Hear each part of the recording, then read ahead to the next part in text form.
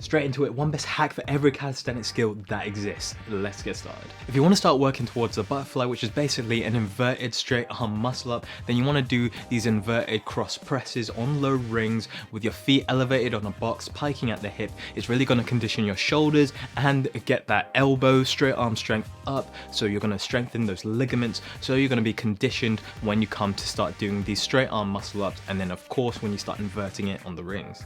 If you want to start working towards a reverse Van Gelders with basically a front lever to reverse planche, then you want to start getting really good with these reverse Van Gelder dumbbell presses. So we're using weights, so it's very easy to progressively overload and manage your progression and get stronger over time. If you want to get another big move, the Caruso, which is a front lever to Victorian Cross, then you want to work with these floor assisted variations, which is a front lever pull to support Victorian hold, and then do this for reps.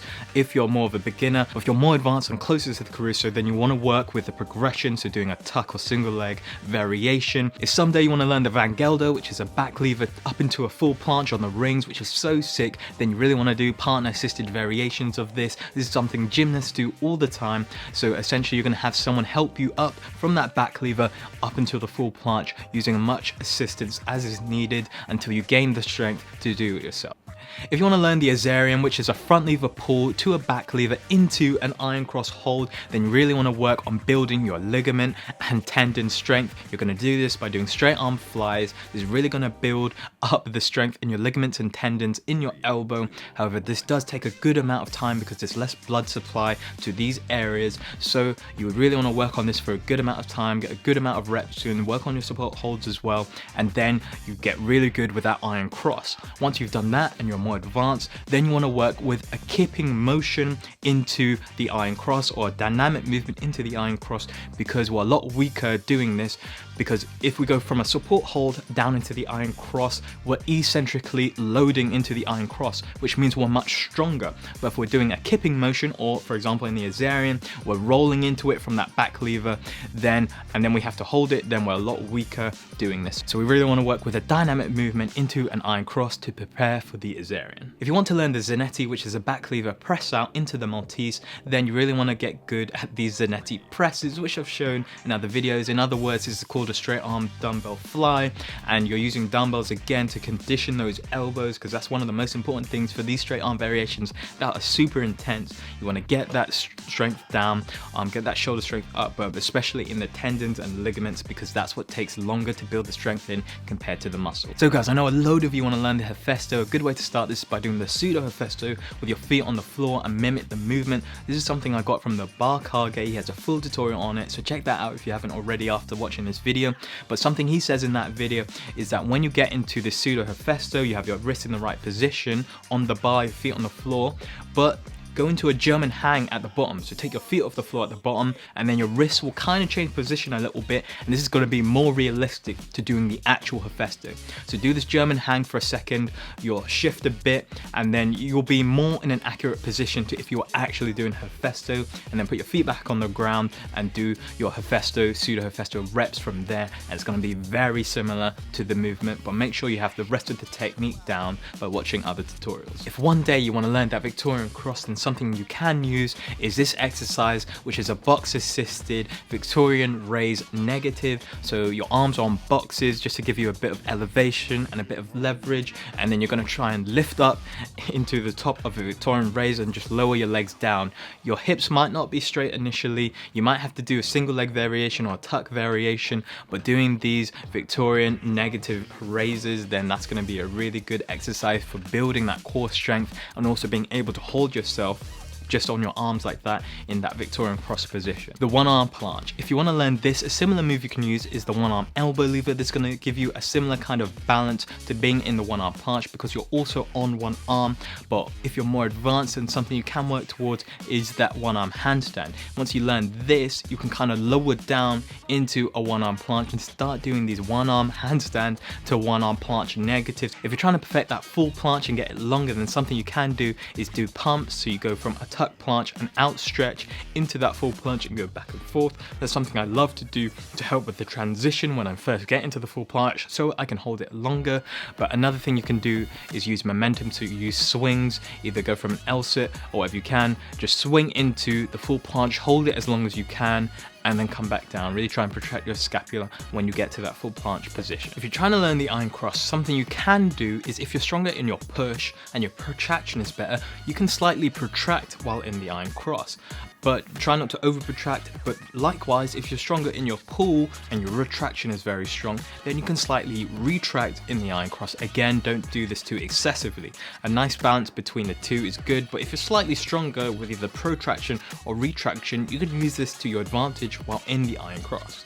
If you want to learn the impossible dip now, then get started with this leg assisted impossible dip. You're having your legs under your knees on something, and that's going to make it a lot easier by getting rid of some of your body weight, and then you're doing the same motion, and then you move yourself further back, so just have your feet on it. So instead of under your knees, you just have your feet on whatever it is you're elevating them on, and then from there you're getting closer to that impossible dip. If you're learning the straddle planche but your legs are dropping, then try working your glute medius. By working the glute medius is really going to help pull your legs up, and you can do this by doing leg hyperextensions. So I've shown this in many other videos. Do these leg hyperextensions. It's really going to fix that kind of glute issue and really help pull your legs up. If your upper body is not the issue and you're leaning enough, make sure you're leaning enough towards your waist. Then if that's not the issue, then try working on your legs and glutes. Guys, calisthenics athletes, we've got to work our legs, especially our glutes, because these are going to help with a lot of movements. Guys, if you want to increase your front lever, do dragon flags. Look how similar the two exercises are. If you really want to work your lats in the movement, then do raises, but if you just want to focus on the core, then do holds. If you're learning the advanced tuck planche and looking back at your footage and you see your lower back, it looks like it's curving upwards and not curving inwards like I'm showing you here. You see how it looks like my pelvis is tucked inwards. That's posterior pelvic tilt. You really want to contract your abs and tilt your pelvis to get in this position, and this is the correct position for the advanced tuck planche. You don't want to be curving your back upwards. You need this before moving on to the straddle planche and other movements, but this exercise I'm showing you can really work on learning that posterior pelvic tilt. It's going to help your posture while sitting and posture in many other movements. So learn the posterior pelvic tilt using this exercise. If the human flag is something you want to learn to impress your friends, people, or maybe that gym crush, then use a band. This is still going to look as impressive because you're in that human flag position, but you're just using a band to help lift those legs up, give those obliques and that shoulder a bit of assistance. So guys, use this band. So for those of you that want to learn the full back lever, but some other progressions don't really feel that great, I know for some people the single leg variation is not a good one. I didn't even use this progression when learning the back lever.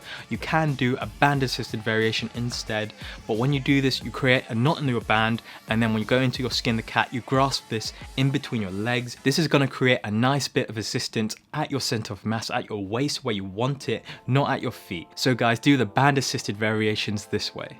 If you're just starting learning the planche and you're working on that tuck planche, then do these pike support holds on parallettes. This is really going to work that scapular strength and getting that core engaged and lifting your hips up. If you guys are doing ring dips, then you want to make sure you guys are turning out the rings at the top of the movement.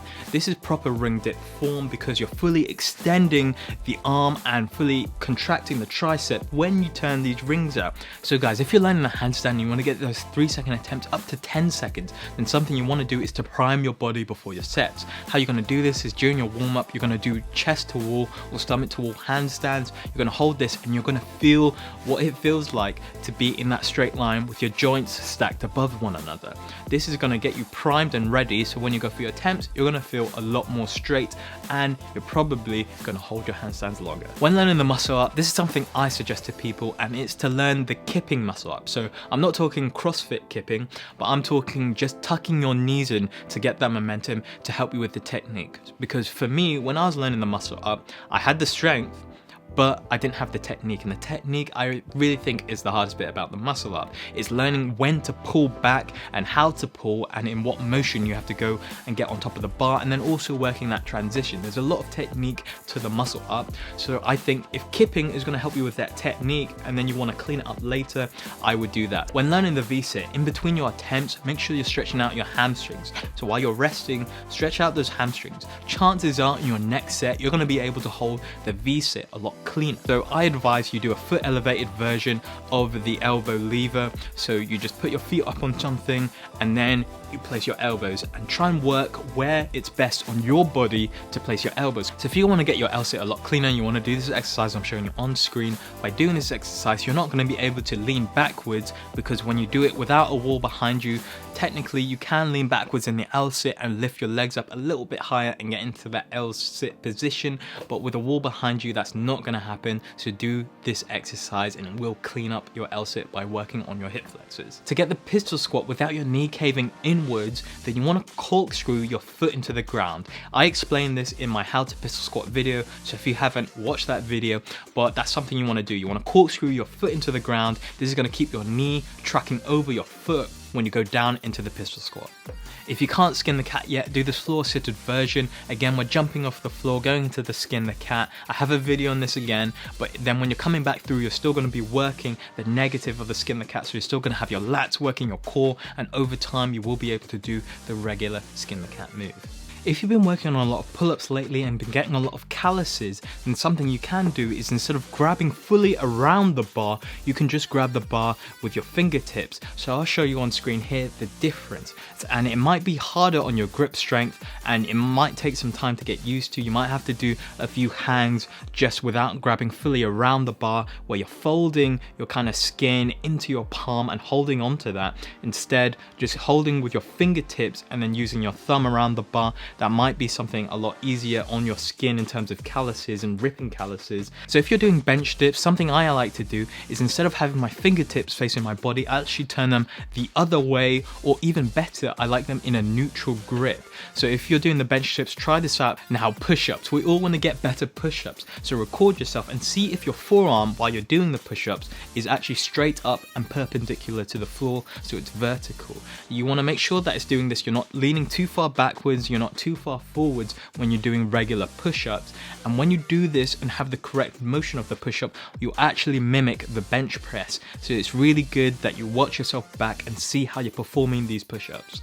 Now, with pike push-ups, this can be a bit difficult if you don't have a lot of hamstring flexibility, but that's okay, because you can still do the pike push-up with good form if you don't have a lot of hamstring flexibility, but you still want to work on this. If you don't have good hamstring flexibility, then just bend your knees when you're going down into the pike push-up, but make sure when you're pushing back through to the top of the movement, you're looking through your shoulders and elevating your scapula. This is very important because you want to work with the full range of motion. Now, if you want more hacks to learn either the front lever or the planche, watch these videos, because I give you 21 tips, niche tips, so not obvious ones like protract your scapula, niche tips for learning both of these moves that not everyone talks about.